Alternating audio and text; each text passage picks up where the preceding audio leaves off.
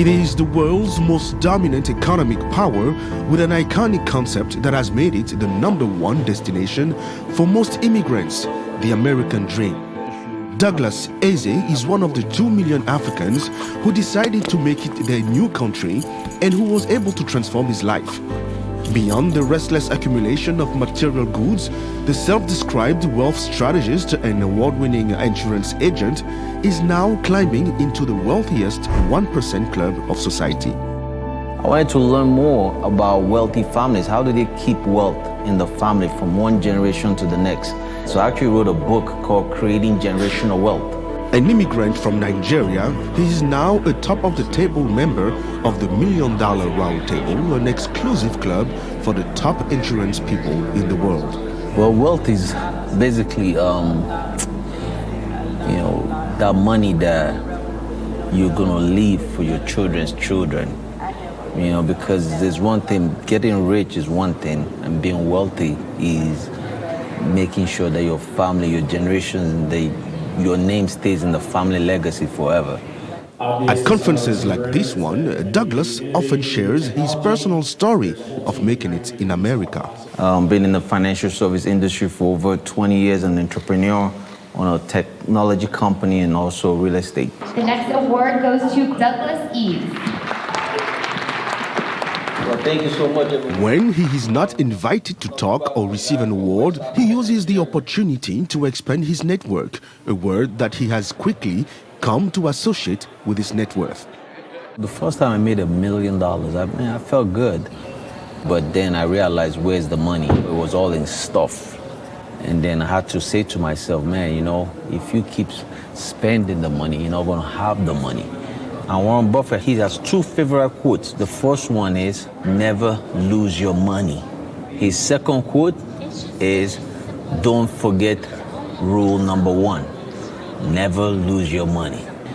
So I had to change my mindset and start teaching myself how to make sure that I keep every dollar that I spend, I pay back with simple interest and compounding interest. A lot of people miss that part. It's called self-financing. So one thing we try to teach is show people, even if you make $50,000 a year, $30,000 a year, I show them how much that money is valued 20, 30 years from today with an increase. And I say, you know what? Guess who else knows the value of your money? The federal government, the banks, the media. With 8 businesses under his belt, Douglas's philosophy is simple. Hard work pays off. And when it comes to it, the cash value king, as he calls himself, uses his money to enjoy life and discover new hobbies. Okay. Yeah.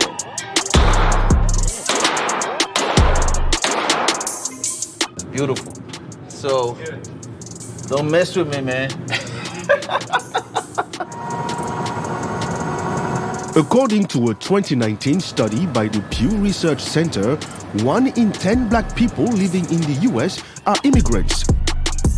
40% of all African immigrants aged 25 and older have at least a bachelor's degree or higher.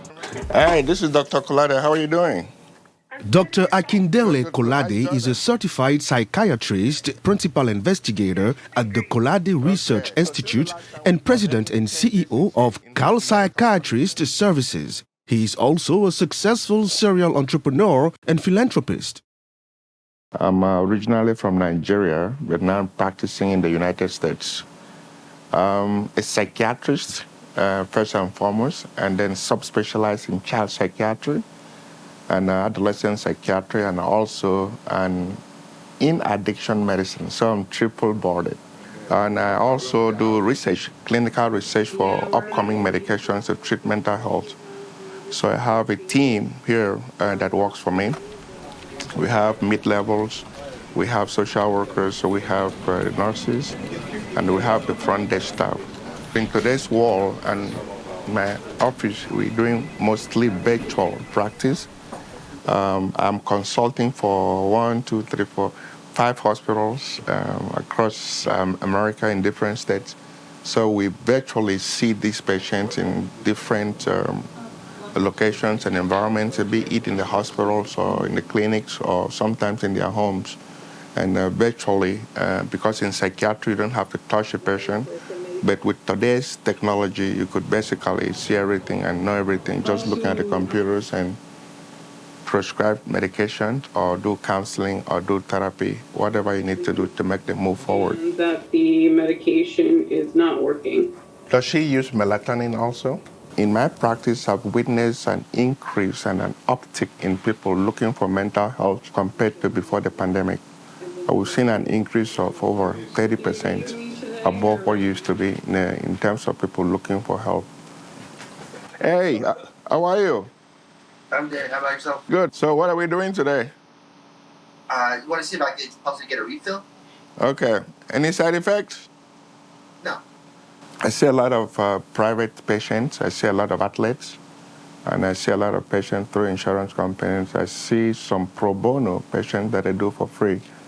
Everybody comes in differently, and that's what we do, whatever it takes to move them forward from this condition to this condition in a good way. Okay, so that's how we go. That's how we roll. 9 p.m. We meet Dr. Akin in a completely different setting. Tonight, he invites us to his brand new luxury lounge in Las Vegas. Hey, hi. How you doing? Welcome, sir. Everything good tonight? Everything's wonderful, sir. Okay, let's go party. Somebody asked me this. How come a doctor is opening a restaurant? It's service for the people in many varieties, be it in medicine, be it in the clinic, or be in the restaurants where you eat good food, or where you dance, or where you sing, or where you enjoy comedy. All that brings about wellness and health in all of us. I own my own pharmacies since 2009. We work hard every day. We wake up in the morning, 6 a.m., and we go to work. But we also play hard. And that's the reason why we have Splash for people who work hard and at the same time party.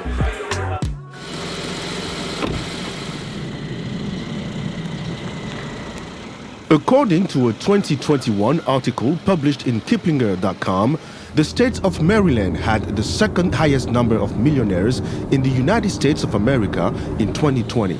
This is where we meet Adisa Barry, a decorated minority and woman business owner who came to America more than 30 years ago from Burkina Faso. Today, this self-made millionaire leads a successful electrical construction company with an annual revenue averaging $25 million. When I came to this country, my major was accounting. I got my bachelor in accounting, and then I had a part-time job with a construction company. And I worked for the construction company as a controller of the company for about 12 years. Noticed that many CPAs are not familiar with construction accounting. And it's something that I had already understood very well in school, and I mastered it very well. So when we used to have CPA come in, I had to explain them about the construction accounting. And then I opened my own business, and I was doing construction accounting. Then when my business partner joined the business, he said, Adisa, I know you want to do construction management, but my background is electrical. If you want, we can take that route of the electrical. I said, hey, any opportunity that can grow the business, let's go for it. And that's how we got ourselves into electrical business. Yes. In order to claim her place in this male-dominated industry, Adisa spared no efforts, even if that meant going outside of her skill set. I'm a women-owned business. I'm a minority too. So when you go to apply those kind of certification, they want to make sure that you at least have a good knowledge about the business. So how do you get it? You have to educate yourself. I was going to evening classes, cutting all this wiring, doing receptacle, taking those electrical courses. I don't have to be on the job site, but I still have to do it. When I was in Burkina Faso, my teacher, and he's like, you know what, let me tell you one thing. The definition of a businessman is somebody who takes a risk. The risk can be positive and the risk can be negative. And he or she is mentally prepared for whatever the outcome of that risk is going to be. Tell a story, don't you, today? Faith.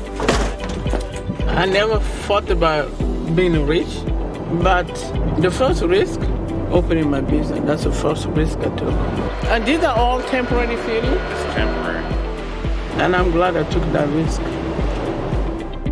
For most Americans, buying a house is often considered as one of the first investments on the path to building wealth. So I got a few condos in this building. I got some in this building too. And that building also. Every time one comes on the market, you have to get it very quick. If you don't, you miss it. Now I got addicted. I keep buying one after another. And then I refinance a house and get money to buy another one.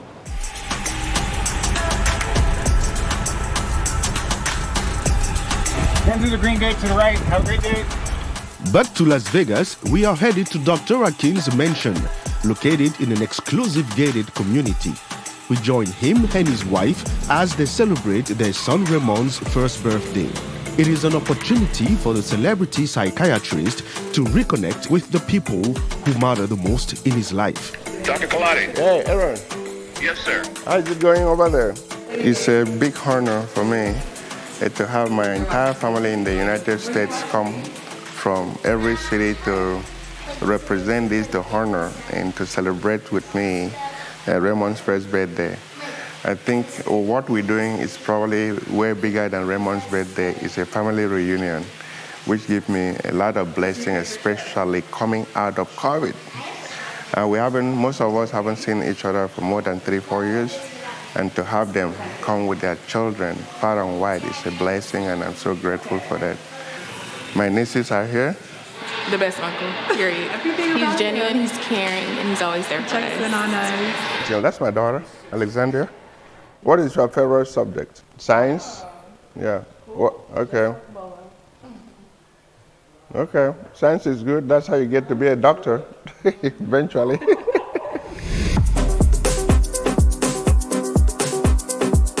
For this important birthday, Dr. Akin did not skimp on the means.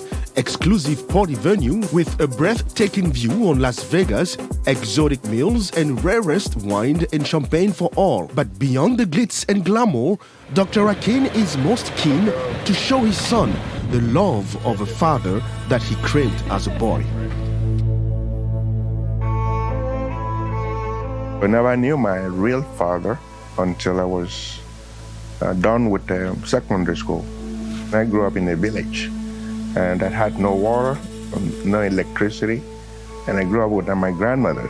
We had to go to the stream in the morning to take a shower in the stream, little river, and then fetch the water, come back home, and then you have your breakfast, then you go to school. My father at that time was one of the Nigerian ambassadors, but they were divorced with my mother. My mother remarried, so I had a stepfather. Back then, there were no emails, there were no Instagram, there were no Facebooks. And we had to write letters with the email, and it would take 3-4 months to get a reply back. And whenever I get that reply back from him, and that used to be my most beautiful month and year in life that my father actually wrote back to me. Okay, that's your first birthday, the smallest one. It's gonna be big for you. Yeah. I never met my father until I was 12 years old. My mother told him that I'm really, really very rebellious. It was about time that we met. So when we met, he had remarried twice. He said to me, the best legacy I have for you and to every of his children is education. After that, you are your own. And he meant it, every word of it. We Nigerians understand that education is a way out. Anyway, we cherish education. Oh my God, so good to see you. They always tell him, I'm like one of the hardest working doctors I know, and I know quite a few because I'm a nurse myself. We went to Europe and I ended up in a country back then called Czechoslovakia. I learned the language, and that's how I went to medical school in a foreign language. I learned it and spoke it better than English then, and graduated as a doctor. I went back to Nigeria. I was employed in an oil company to take care of an oil rig of over 800 people. That's how my real business career started, because it opened my eyes to what could be possible. Before then, I created the first program in Nigeria called Flying Doctors. So the governor at that time in Port Harcourt, I gave him the idea. He said, he could do what? He said, I will fly down to any part of this state that I've never seen a doctor, give me the tools. The governor then gave me a clinic. A clinic was packed in a helicopter with 2 nurses, and we flew around the state to places that we would line and see people that have never seen a helicopter live, they've never seen a doctor live. They'll line up and they'll stay there for 3, 4, 5, 7 days in the village.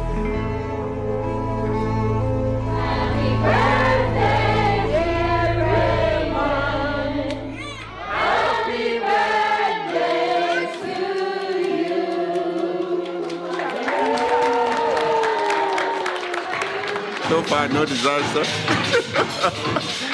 Not that I was looking for one. It's a good day. It is said that courage and resilience are 2 virtues the first immigrants in America carried with them. This is still true for those arriving today. It is also what pushed these African high achievers into positions of success. I came to U.S. from Burkina Faso in 1986, September 1986. My ex was living he was renting a room in the house. We were staying in that room, and I was going to school. I had my daughter when I had only 1 year left for my school, and I was struggling with my daughter, trying to study and take her to the babysitter. It was really a lot of work to do. I went through that and graduated. And I remember when I was done with school, I would send my resume everywhere to companies or look at any employment. I don't receive any response. And my landlord told me, you know what, you need to take all these African degrees that you have on your resume and take all the experiences that you have from Africa, from your resume. Just leave everything that you did here in the United States. I removed everything. Thank you. Then a company called. I wasn't home. My landlord was a white person. And when they called, they heard the voice message. And then when I came back, he listened to the voicemail, and he told me, oh, somebody called. They really want you to call them back because they have a position for you. They have an opening. And I was so excited. I got the number the same day I called the company. As soon as they heard my voice, they said, oh, the position has been filled. Less than an hour. When did you fill it out? I didn't know what to do. I used to take my daughter to the park, and this lady heard me speaking French with her. She's like, oh, what brought you here in the United States? And I told her I studied accounting. She's like, oh, you know what? We got I have 2 partners, and we have a business, but the business is really in my basement. We're just starting up. We don't have anybody to help us with the books. And I told him, well, I have to take my daughter to the babysitter. I paid the lady $5 an hour. Oh, okay, so we can pay you the $5 an hour. That company moved out from her basement. We took over a whole floor in a building. I've always wanted to go to America. That's the God's own country. You know, that's where the Black Americans have fought for freedom. So I lived in Canada until I was 23, and then I left and came to America through Seattle. So I ended up in the DMV. I've been here ever since. So my boy that I came to stay with in DMV, in Maryland, Virginia, he had an old car, you know, that he wasn't driving as much. So I bought it for like $500, an old Honda Civic. I paid $500 for it, and I started, actually, that became my house for a little bit, you know, became my house while I was waiting table at IHOP. So I'll go in the car, sleep there. In the morning, I became friends with a guy that owns a motel, you know, the motels, you know, the manager there. I'll go tell him, hey, listen, you know, I work at IHOP. I don't want to stay in, but can I use your rooms and just shower in the morning? You know, just want to use the shower, have my stuff. You know, he said, okay, cool. So he allowed me to sleep in his parking lot in my car. And then in the morning, I'll go and he open one door, I'll go and take a shower, and I'll go to work. So most of you didn't know that I was sleeping in the car. They didn't even know that. I saw a lot of people that worked at the same IHOP and the same paper route. They were comfortable. That was like they were fighting to become managers. I'm like, nah, I gotta get out of this place, man. I don't want to be no manager here. I mean, especially when I saw people in the financial industry that were making money. I didn't know nothing about finance. I just saw that, man, they're making money in this business, talking to people about saving money. I could do that. I didn't become superstar right away, you know, but I learned. I had good mentors, and I'm a learner. I always like to learn. Just reading books, finding successful people, you know, that are open, because not everybody's open to talking to you. Some people you might have to pay, you know, which I did. You know, I paid a bunch of folks that I wanted to learn from. And some folks they were willing to teach you, but you still got to be in their class, you know? You got to pay them to do that. And I don't mind investing to learn. In my business, we recruit other people. So some people have invested money, you know, giving, and they just stab you in the back. They lie to you, they steal from you, you know, and you're like, wow, you know, this guy did all this, and this guy still did that. But you just leave it for God and let God deal with them, that's all. One of the company doctors was with me at the bar one night and asked me, what's your specialty? I told him I'm a family practitioner.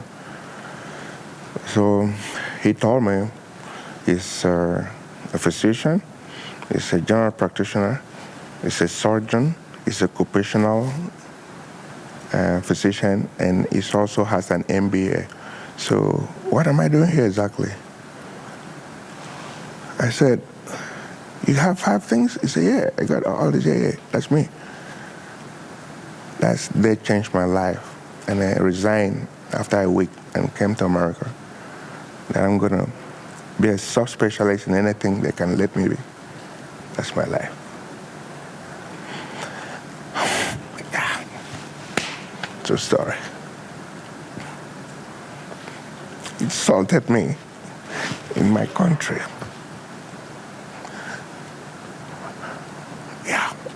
I decided to be the best so that nobody could challenge me anymore. Strong men cry. It's actually not a sign of weakness. It's a sign of strength. Because I have emotions. I'm human. I feel pain. I feel joy, I feel anxiety, I feel unhappiness. I feel blessed. So I'm not shy to shed tears for things that means a lot to me. Basically, told me I have no business being there. So that was very insulting to me.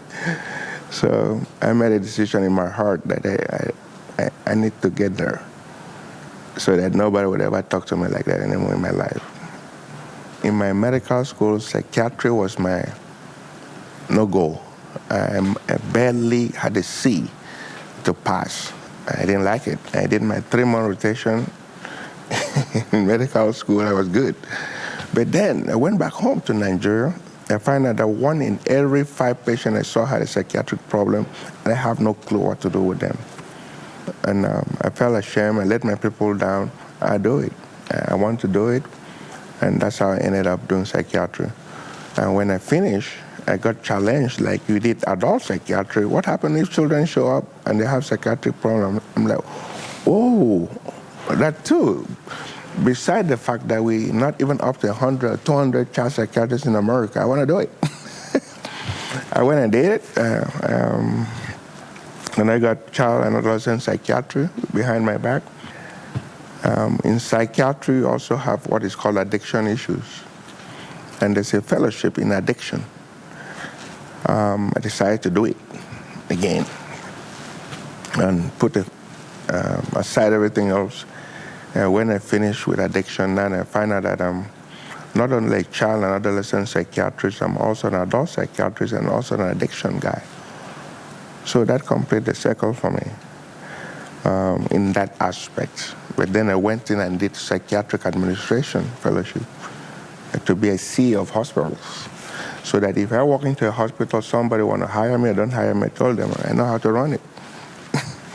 And I can prove it to you by my certificate. So I had all that. Then after that, nobody has ever asked me for a resume, literally. I just have to talk to you. They ask me, when do you want to start?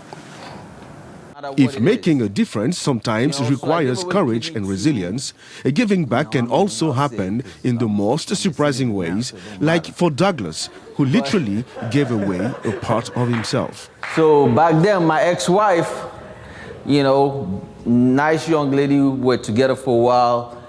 She helped me with my papers. So her sister's husband, they applied for life insurance through me.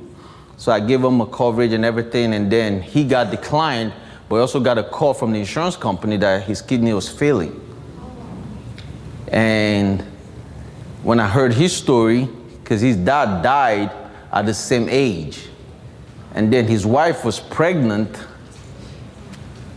and they have 3 kids already, and he was 34 years old. So I'm like, okay.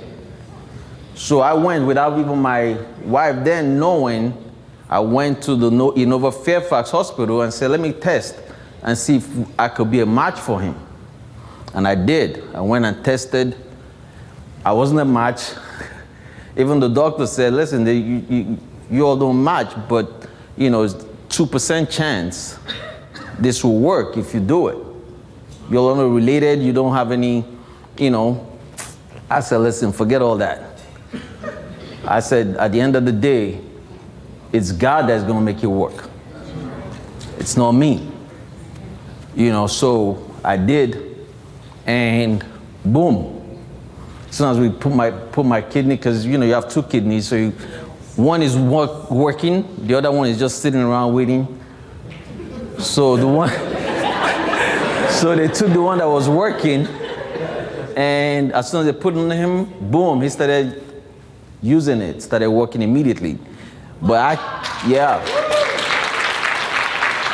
So my kidney lasted on him for about 10 years. The longest they've ever seen. Mostly they say 7 years. I didn't even know it didn't last that long. If I had known I thought it was gonna last forever. I didn't know it was only 10 years. They should have told me that. So long story short, he's back in the waiting for additional kidney, but he was able to see his son graduate and all that good stuff, his baby, so which is great,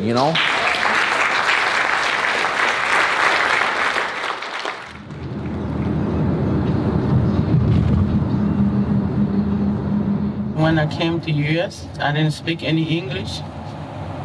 And when my first child was born, my daughter, I got sick. And I was admitted to the hospital. and 2 women from the church took my daughter at their house, and they were nursing her because they had young kids about the same age as my daughter. And I was in the hospital for a week, and they took care of my daughter during that time. And they would breastfeed my daughter. They didn't even think twice to think whether my daughter I have any disease that my daughter got from me. They were nursing my daughter. I guess this is the faith.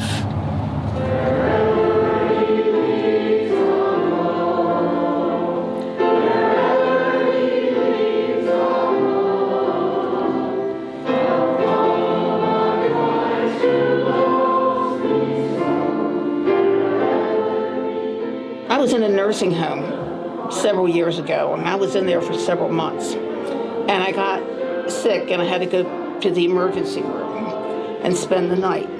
Well, to keep my room at the nursing home, it cost $400, which we didn't have.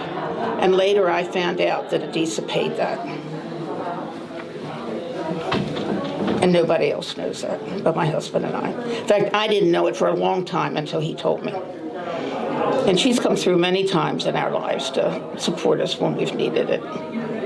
She's always there, one phone call away.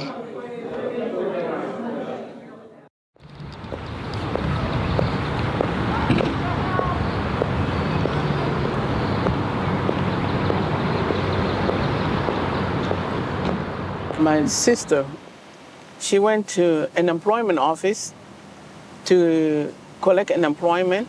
She met this old lady's daughter who went there also to file for unemployment. And then the two of them were looking at each other, and they introduced each other to, and they both said they're from Burkina Faso. So they exchanged numbers, and then she brought her mom to my house, and I cooked fufu, like cornmeal with okra, and then the old lady ate it. And then that's how we started the cooking.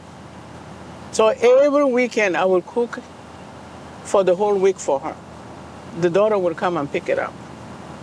And I've been doing that for about 6 years.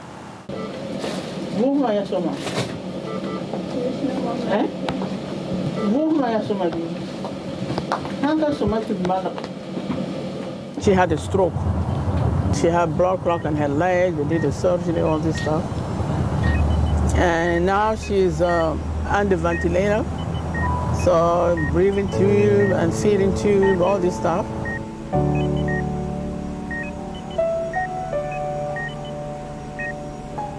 Thank you for bringing us here together as a family, Lord. Especially want to take this time to look at that job, Lord. You know that doctors do not seem like they have much positive news, Lord, but we know that your news, your burden, and your output is what's final, Lord. And that's what we have faith in. That's what we want to put our trust in, Lord. And it isn't you, Lord. We just pray that you lay your angels around Yahweh in this room, Lord. Lift her up, Lord. Help her so that she can be independent, Lord. She can be Le Seigneur est si pour ma frère. It's fine. Thank you so much. Thank you, Papa.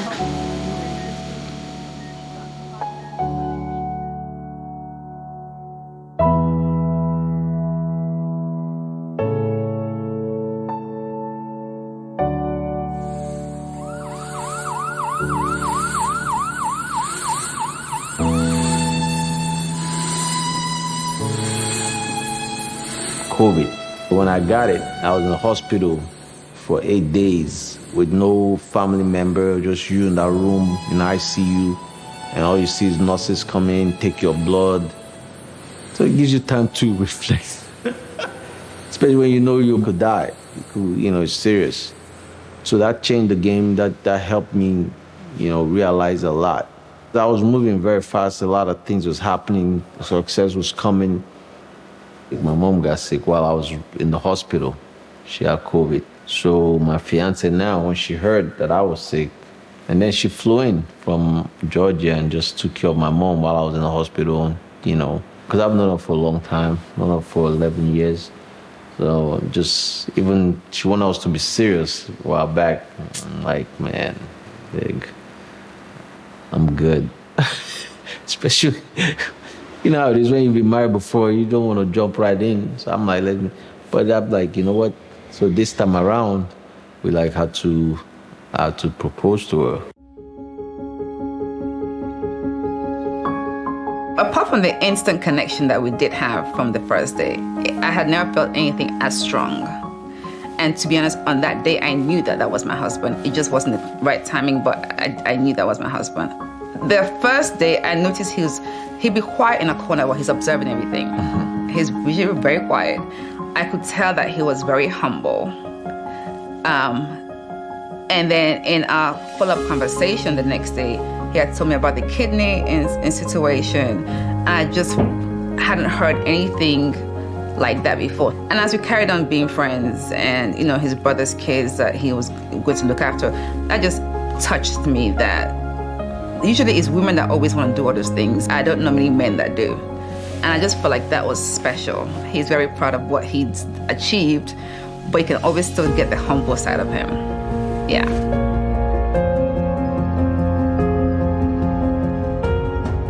Building wealth does not guarantee being happy, but building a happy family is generally the reason why, for people like Douglas, generational wealth is a big part of the legacy that one leaves behind.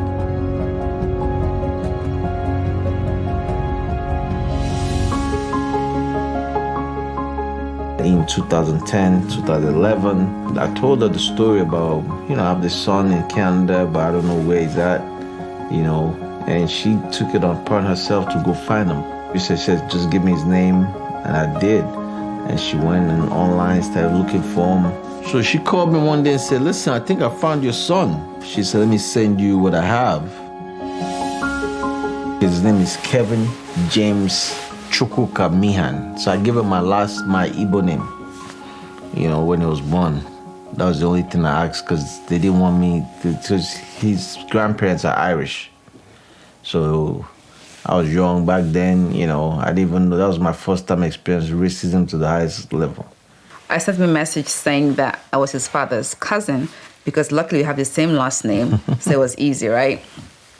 And then I said that your father has been looking for you for years, because there's so many people with the same name and no picture. So I literally had to go through everybody and then he responded, and he was very excited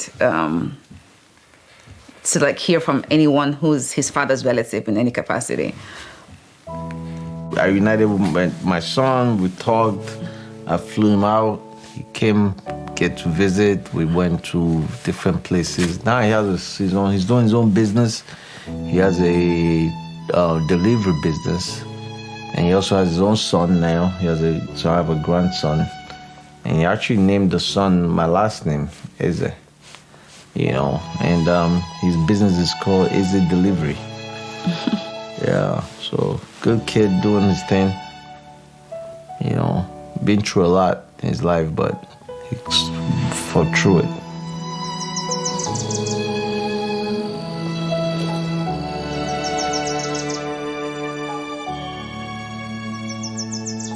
It looks beautiful. I like the fireplace there. Thanks. You guys want water? My daughter, when she reached the age 15 and 9 months, she went and she got her driving license. She was driving the boys, you know, taking them grocery shopping for the sport game, dropping them to school. So I was focusing more on the business. This is the main level you'll walk in. This is study, dining. My daughter is a designer, and she got into real estate. She got her real estate license. Her brother joined him, and they're pretty much doing it together. And I'm very impressed about what they do. And my other son too, in the middle, I'm really proud of him too. He's an IT designer.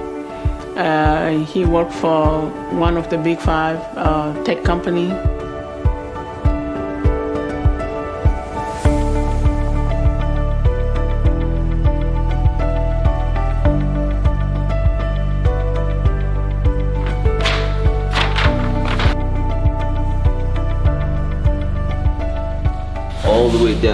marble. That's an elevator. Hard work pays off, man. 1993, I was still in Canada, man, when this house was built. I was like 20-some years old. And now it's mine. Not bad for a guy from West Africa with no college degree, living the American dream. I never dreamed about American dream. I'm grateful that God really helped me, and He gave me that opportunity to realize and to live my American dream. To Raymond. I've never been an A student. I didn't tell anybody I was an A student, but I never gave up. I fall, I wake up and do it again. I fall, wake up and do it again. It is different from repeating the same mistake over and over and over. But I learn from my mistake. When I fall, I learn why I did fall. I know there's more educated Africans in this country than in any other part of the universe. Please tell your story. Let's tell people what we do so that nobody would think that we are from a whole country, because we ain't from a whole country. We have brains. It is time for us to just stop being timid and let the little brown boys and girls emulate you and copy you and be like you and become you and do better. And that's what I'm going to teach my children, and that's why I'm doing this. I just want to start something. No matter the size of their fortune or the color of their dreams, African millionaires in America are changing the narrative by blazing new trails and giving hope to many immigrants, a proof that the American dream is still alive and well.